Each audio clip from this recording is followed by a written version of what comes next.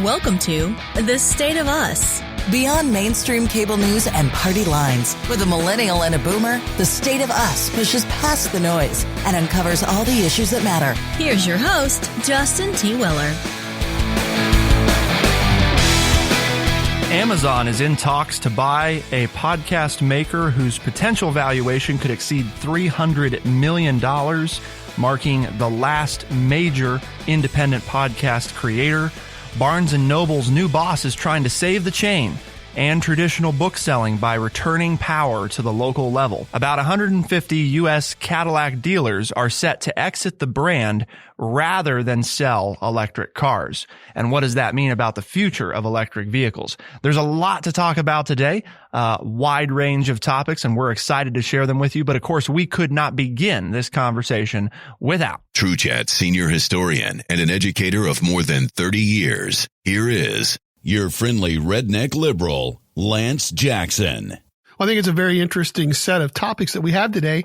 And for our word of the day, I'm going to turn it to Justin because in my 1984 copy of the Webster New World Dictionary, it does not have the word that I wanted for today's show.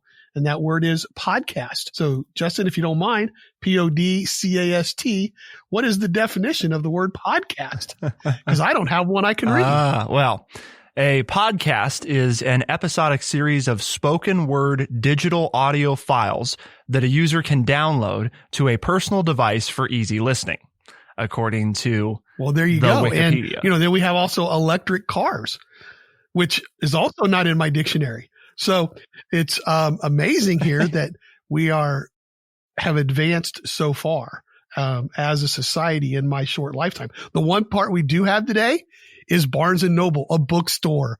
The smell of books. I love the smell of books.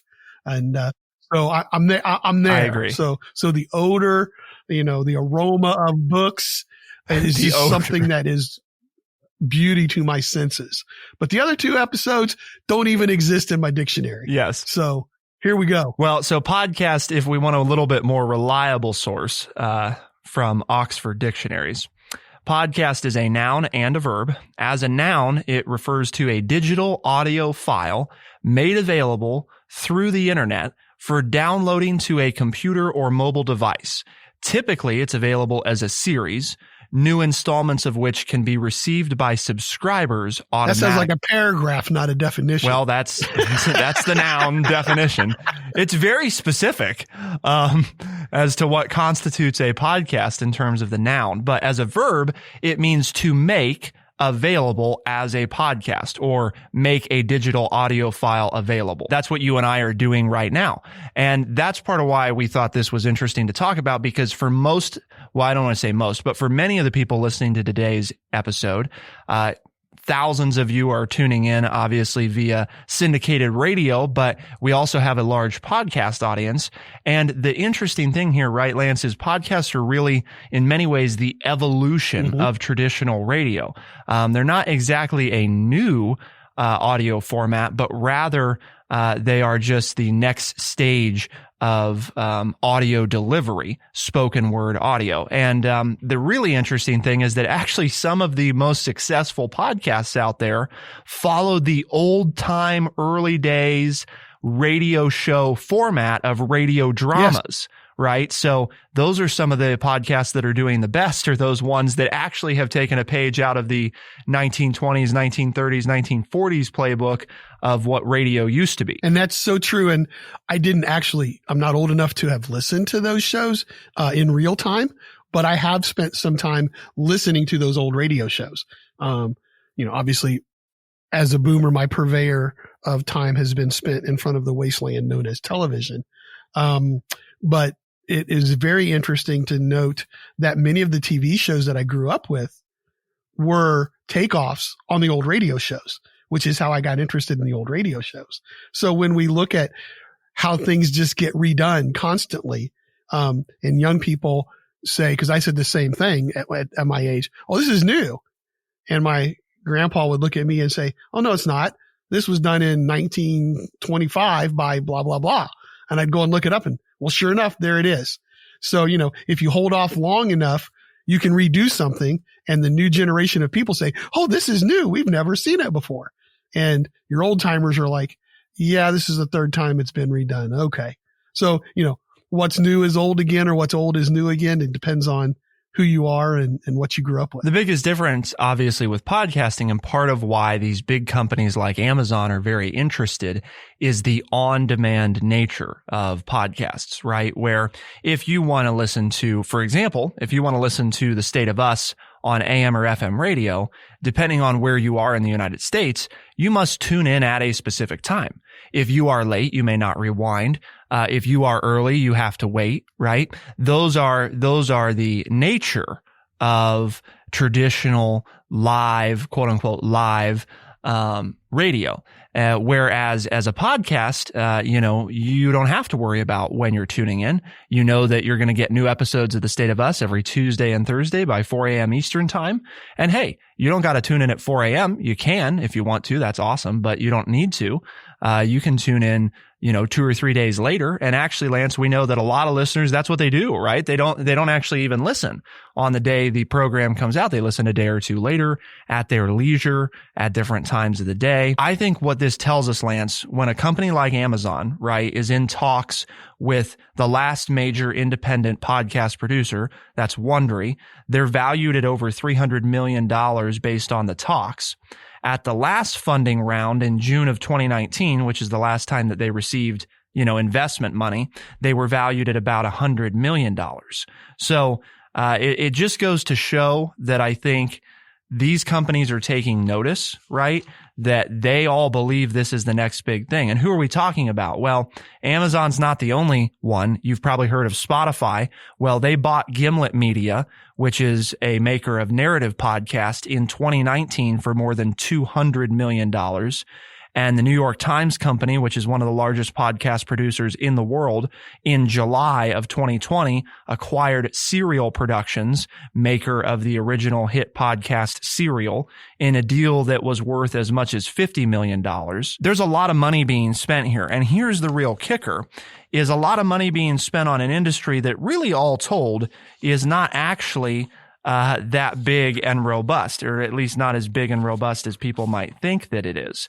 When you look at how they actually make their money, Lance, right, you're not even talking about $1 billion industry yet. Well, the one that, as you were talking, I thought, oh yeah, New York Times, because we've talked about them putting money into the podcast arena.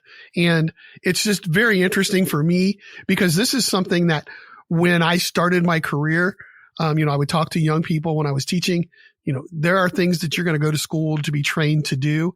And then we went to the tech school and they said, most of you, and this was 20 years ago, they said, most of you will have 9 different jobs in your lifetime. You have 9 different careers, 7 of which haven't even been created yet. And I thought that was really cool, but like, yeah, right. Oh, that's too bad. I'm never going to see that in my lifetime. And that's what, today's show is about for me. I mean, we talk about podcasting. This is something that I've gotten into, that didn't even exist. There was no way I could get any formal training for this as I was growing up or even as an adult, because it's so new and it's really cool to be on the cutting edge.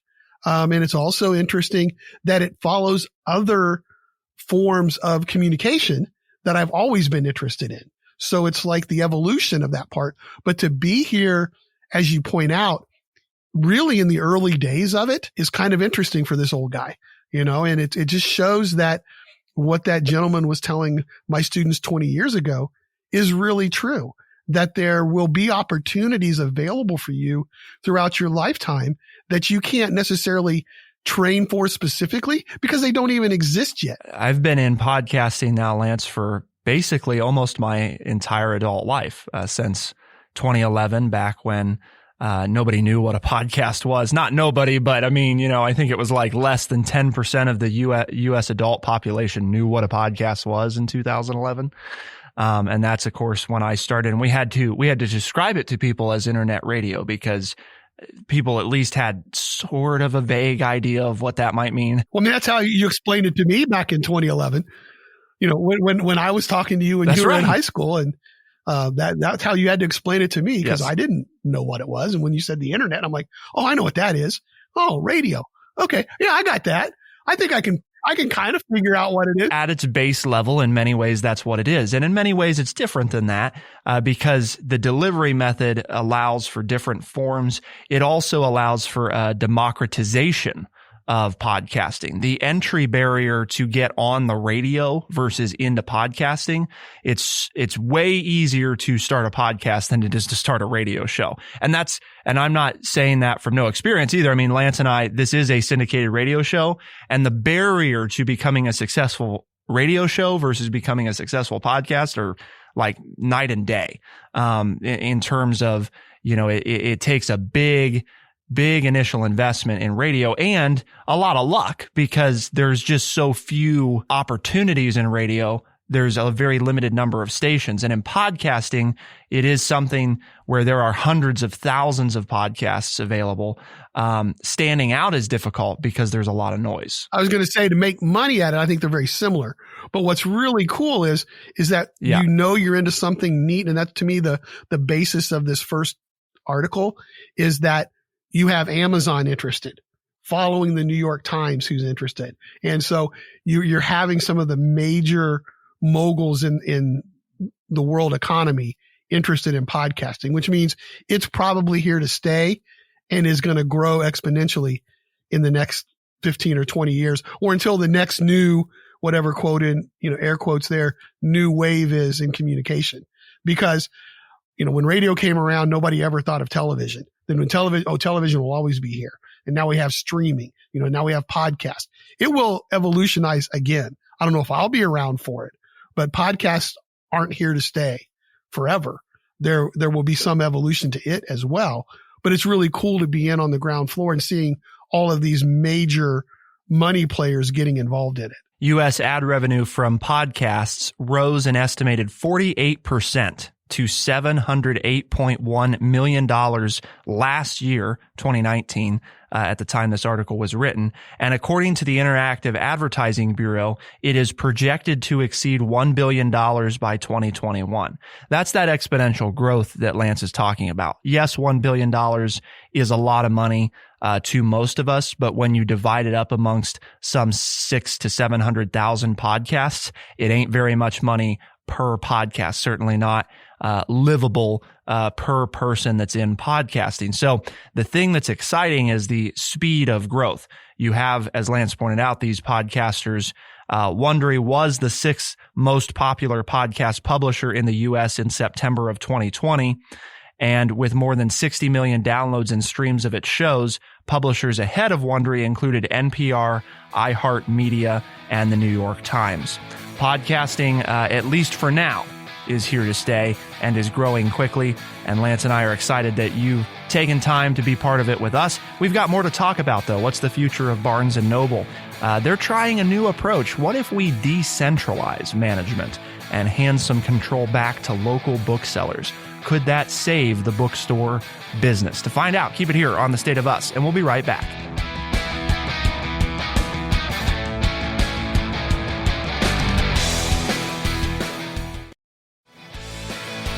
We are The State of Us. Here's your host, Justin T. Weller. A year ago, John Radford had little control over the book selection at the Barnes & Noble store he manages in Idaho Falls, Idaho. Executives in New York decided which titles to carry, and the retailer's 600-plus stores were expected to follow the blueprint. In other words, right, we set one plan, and all of our stores do the same thing. Well, those days are changing, and he now has a decent amount of say over not only which books, but how to organize them. And that's a big change from Barnes & Noble previous strategy, which saw them rise to success. The new CEO is presiding over one of the lowest revenue periods in Barnes & Noble history over the past 10 years. At their height in 2012, they were doing a little over $7 billion in annual revenue. So over 7 times what the podcasting industry does, just one company. And in 2019, at a low, they did $3.5 billion in revenue. So their revenue's been cut in half in under 10 years. And of course, they're looking to say, what can we do about this? Is there really anything in today's digital landscape, Lance, that can save print books? The other side of this, though, that's really interesting is that article that I wrote a couple years ago about how most college students prefer paper books over digital ones, which is kind of contrary to what you would think. These are people that have grown up with tech.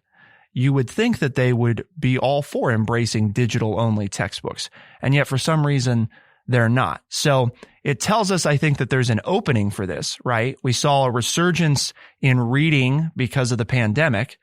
So now Barnes & Noble is saying, well, is there a chance for us to survive? Well, my take on this was that, Barnes & Noble came in as at the time when it was the big box store. It was when everybody was going to, warehouse clubs and big box stores and everything else. And so they built this, they took the bookstore idea and turned it into a place where you would go as a mainstream reader or someone who was going to look for the mainstream books and reading material that were out and available. But as a long purveyor of bookstores, I have been in hundreds of different bookstores throughout my life as a teenager into adulthood and beyond. Those of us who like to go through books, we're not interested in what everybody else is reading. We are, but we like to go in and just peruse the shelves and see what you have available and what looks good, what's a catchy title, and we just like I said, we like that aroma of books being in a bookstore. I remember there was one in Worthington, Ohio that my dad used to take us to, and it was Publishers Overstock.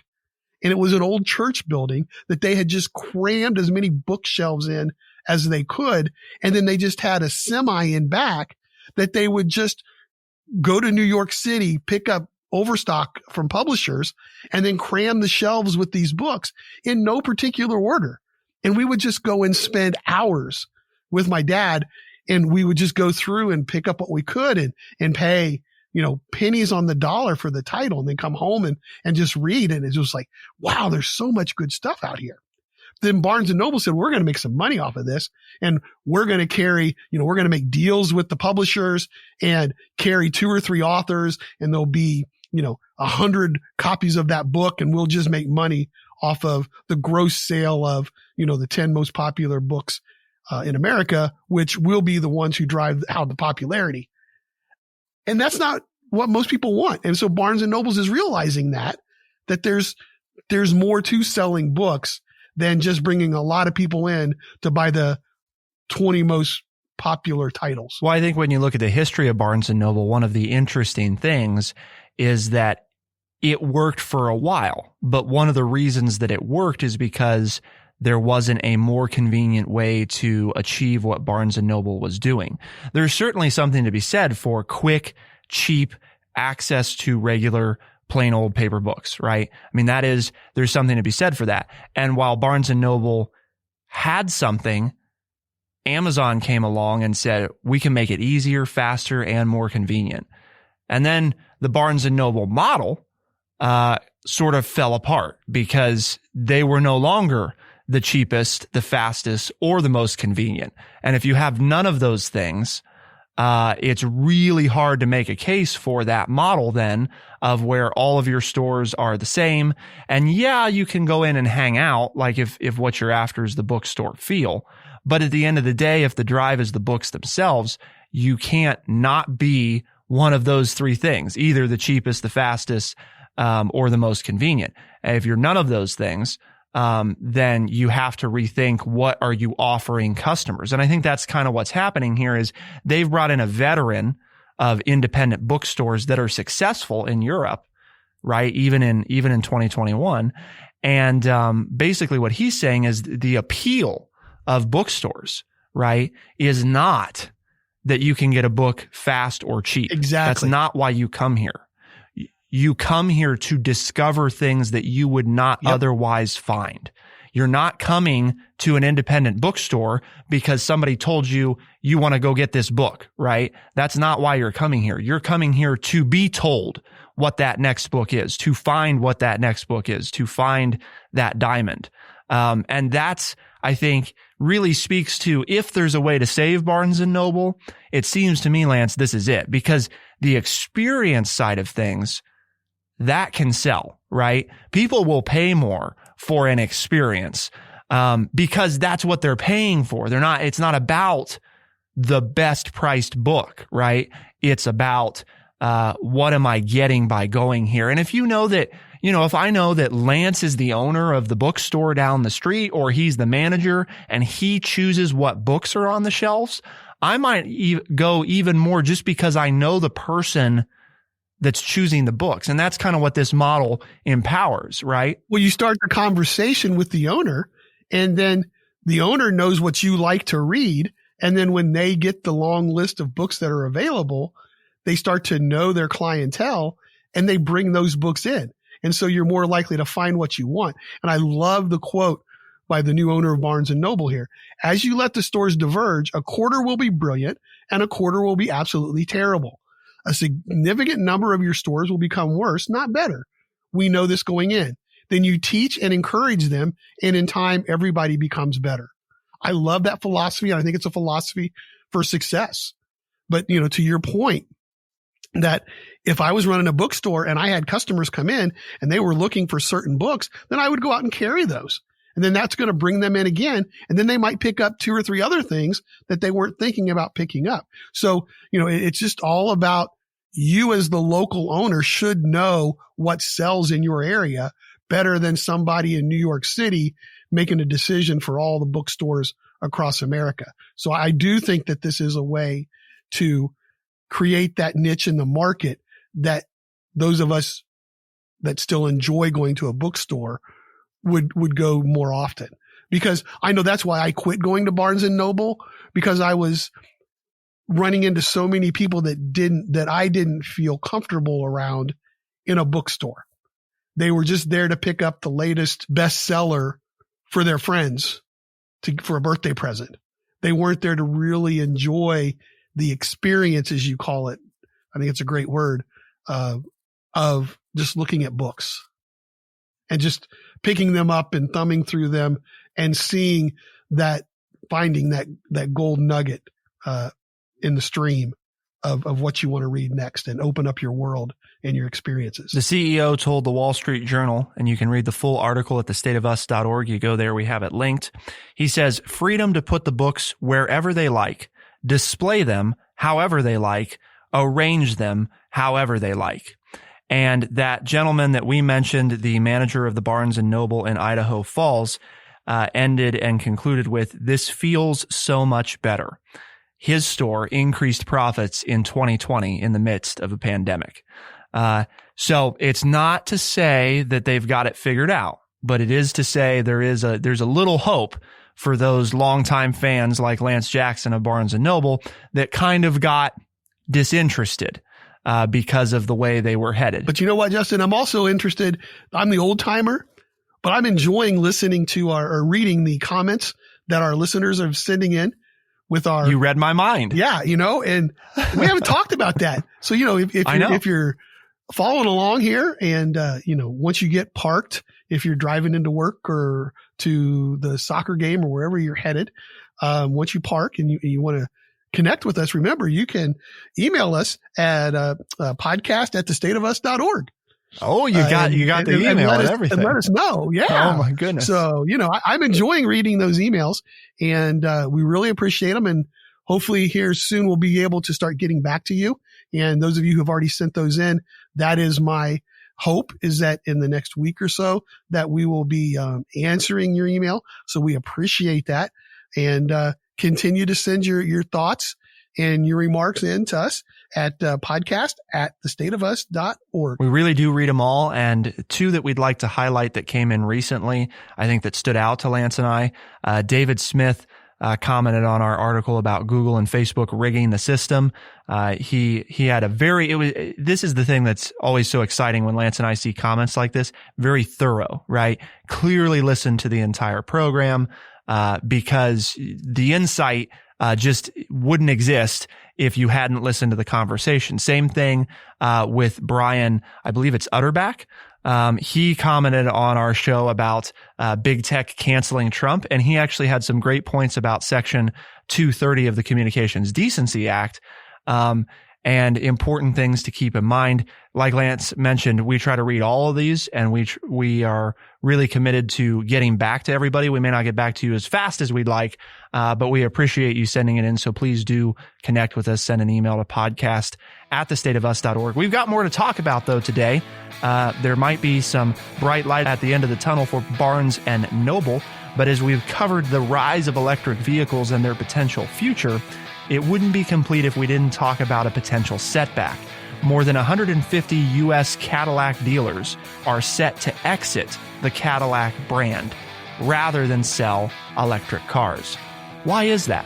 To find out, keep it here on The State of Us, and we'll be right back.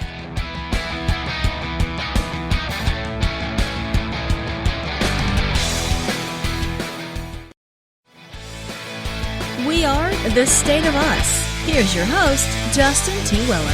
General Motors is pushing toward a future of electric vehicles.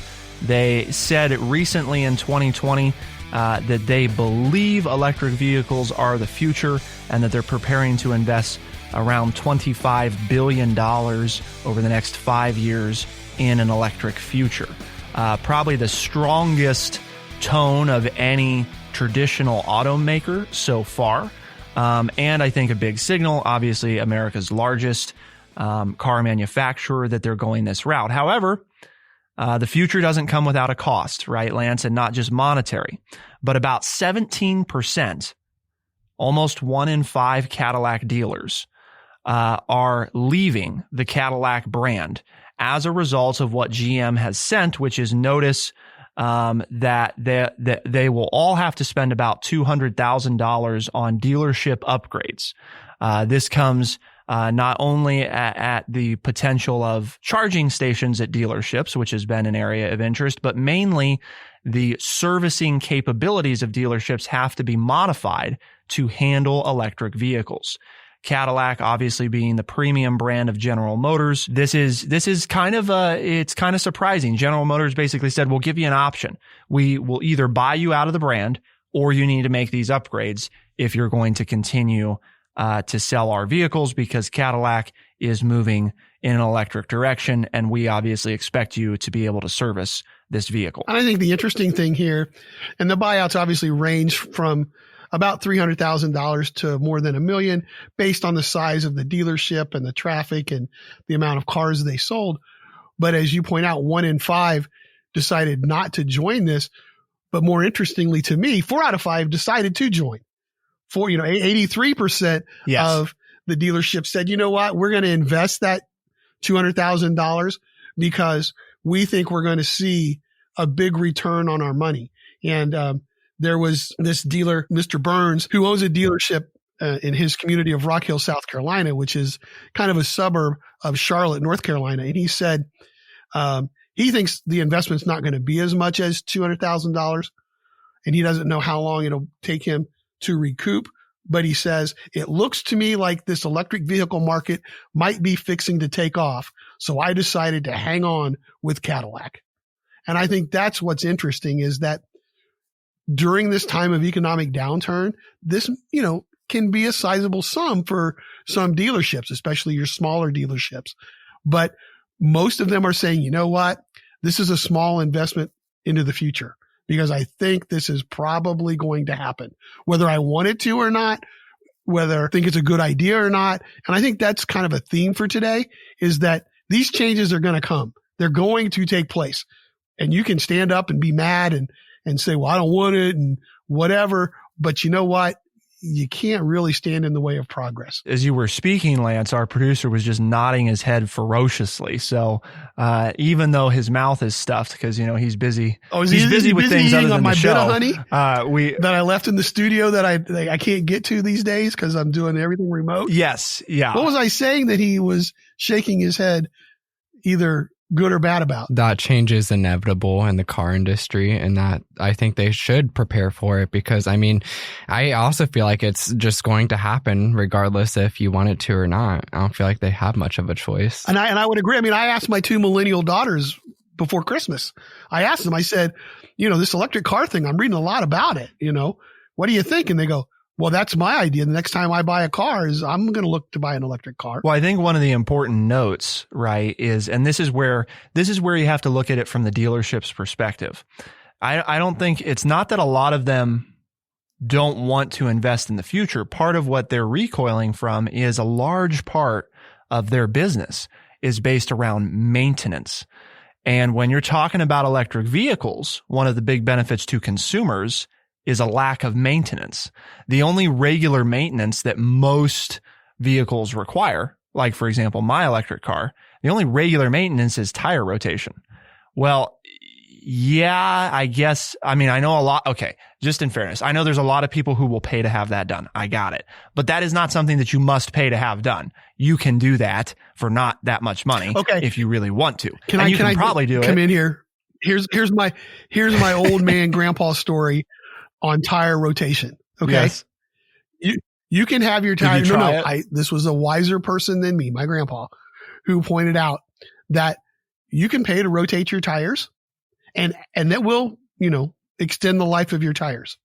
You can add up the cost of rotating your tires. And guess what it comes to? The cost of a new set of tires. So I really, I fight that one because I found it to be true. My first car, I got the tires rotated, did all that, got it done on a regular basis. And then when it was time to buy new tires, I added up the amount of money that I spent on rotating my tires, and I could have used that money to buy a new set of tires. Not being the car buff, but my understanding is the biggest reason that you want to rotate your tires is not necessarily the longevity, but the safety, because the front tires tend to wear down because they turn faster than the rear tires do. And you don't want your tires to have largely uneven treads because, it's more dangerous. Now, how much more dangerous? I don't know. Is it really worth, to Lance's point, is it worth the time and the cost? Maybe not. It just, that's a question everybody has to answer. But the point is, that's almost no maintenance, right? If you're Lance, it means no maintenance because I ain't rotating no damn tires. I'm just going to pay for new tires when it's time. So point is, dealerships, they can't survive off of tire rotations unless something major changes there with the economics. I don't have to get my oil rotation. changed in an electric car? No. Well, yeah, you have to get your fluids changed. Now, this is not every model, just to be clear. The Chevy Bolt, which is what I own, the first scheduled maintenance visit to a dealership is at 150,000 miles. Wow. So no, there are still fluids that have to be changed, but the only thing that you as the owner would be expected to do on any kind of regular, like annual basis would be rotate the tires if you believe in that, change out the windshield wipers, and fill the windshield wiper fluid. So dealerships can't survive on just that, which is the point of some of them are pushing back because they're saying our large, companies like GM, they're not thinking how this affects franchisees, the long-term future. And I think the answer to that is, oh yes, GM's thinking about that. And generally speaking, they know that the future of franchisees is limited for that very reason. There may still be franchisees, but the whole reason that Tesla doesn't have those is because they're not needed. They can afford to run select areas, right? Select showrooms on their own because you don't need servicing hardly ever. But you've got like Carvana, right? Where I can get on and order my car and it's delivered to my driveway. I don't even have to go to a dealership. Sure. But to your point, yeah, dealers, one reason that their profit margin on selling a car is not extremely high is because they're planning on you coming in every 6,000, every 10,000 miles and getting the oil changed and the fluids checked and new lubricant and all of that kind of stuff. They want a bay full of cars to fix. That's where the money's made. Yeah. In a dealership. And, they sell you on that, right? You buy your car here and we've got all this great service. And what you're telling us is that with electric cars, that's not necessary. So then all of a sudden it would make sense then that there'd be some pushback from the dealership. Well, it's a very different model. A business model, right? A very different business model. Right. Yeah. I mean, I don't know. I'm not sure because I'm not familiar enough with the finances of the dealerships, but generally, Lance, yeah, that was my point, is I'm not sure that those independently owned dealerships are going to make it, because when I bought my car, I found the one I wanted online on GM's website, Chevy's website, which is a sub-brand, obviously, of GM. And I shopped prices at dealerships in the area. I found the one that I wanted. I called the dealership up and said, hey, I saw that you had this online. Do you have this? Yeah. Is it at this price? Yep. Can I come get it now? Yeah. Can you have it ready for me? Yep. Okay. I mean, the person that I spoke to was a quote unquote salesperson. They did nothing to sell me on the car. I already knew that I wanted the car. I already knew which car. I knew which inventory number car I wanted. And I basically said, here's the number. Your website says you have it. Do you have it? And then I went and got it. I mean, the salesperson didn't do anything to sell me that car. I had already been sold on the car long before I had called him. Now, to that dealership's credit, excellent experience, excellent price. I was in and out. Everything went as planned. I mean, I was there less than an hour from start to finish, which if you've bought cars before, that ain't bad. But I had done a lot of the work ahead of time. So that's kind of the point of, with the future of car buying, I'm not sure that there's a place for a lot of those. I think your mega dealers might survive, but when you eliminate the servicing component, I'm not sure about those small independent dealers. And that is a side effect of evolution, right? So it's just something to keep in mind. I think we all on this show believe that electric vehicles are the necessary future, the next step. But it always comes at a price, not just monetary, but also in the jobs that go away as a result of moving in this direction. So Lance, why have we talked about all this today? What's the goal, right? We talked about a lot of different things. Sometimes we talk about one thing. Sometimes we talk about more than one thing. But True Chat, which is a podcast publisher, we talked about that in the first segment, right? We're an independently owned podcast publisher. We're on a mission. And what is that mission that all of our podcasts here at the network, our mission is to educate people by providing honest, open, and respectful conversations. And that's what, again, I think we've accomplished that today. A little bit of a different track. And we're saying, you can't really stop it, folks. And so you need to plan for the future and get on board. And if you agree with that or you disagree, but hopefully you've been entertained and been fed good knowledge. And if you like that, share it with your friends, your family, people at work that you know. And when they say, well, where are you listening to this wonderful show? Well, tell them that they can find us as a podcast on Spotify, Overcast, Stitcher, Apple Podcasts, and everywhere podcasts are found. The State of Us is a syndicated radio program and a podcast with new episodes released Tuesday and Thursday by 4 a.m. Eastern Time. For the podcast, syndicated radio program can be heard on the weekends throughout the country in select talk markets. Call up your local station. If they don't have the State of Us, tell them they should carry it. For the State of Us on True Chat in Urbana, Ohio, I'm Justin T. Weller. I'm Lance Jackson. Special thanks to our recording producer, Devin McCain, editing producer, Bradley Butch. Thank you all, our audience, for tuning in. Don't forget to reach out, email podcast@thestateofus.org. We'll see you next time. Be the change.